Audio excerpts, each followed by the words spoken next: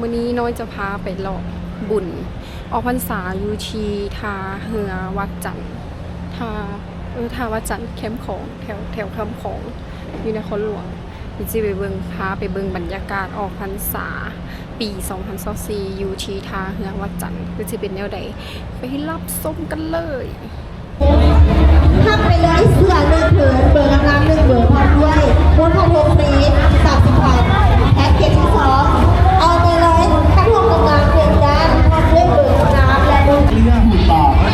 อ่ะขบวนการเลยสิหุ่นที่ไหนอยากหุ่นอยู่บ่หุ่นละโอ้ยแต่อยากหุ่นในรอบแบบซี่โครงมาสั่ง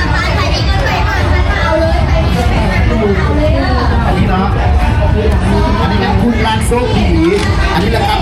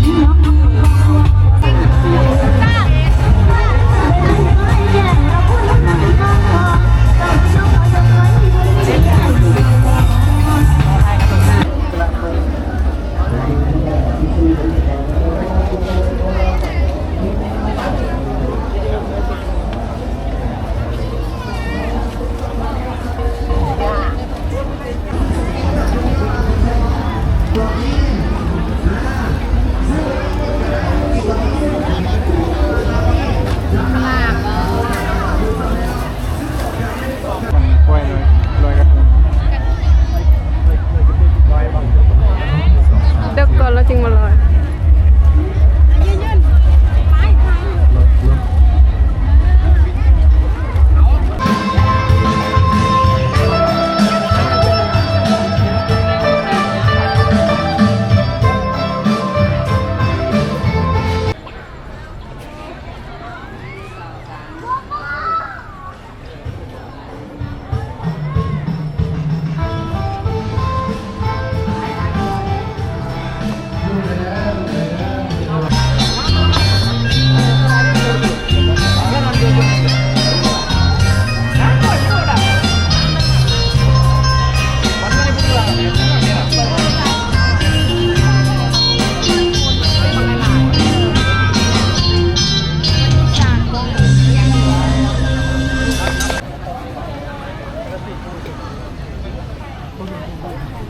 ทรงบทกลอนที่จบไปนั้นก็เป็นบทกลอนทับนาสะดุง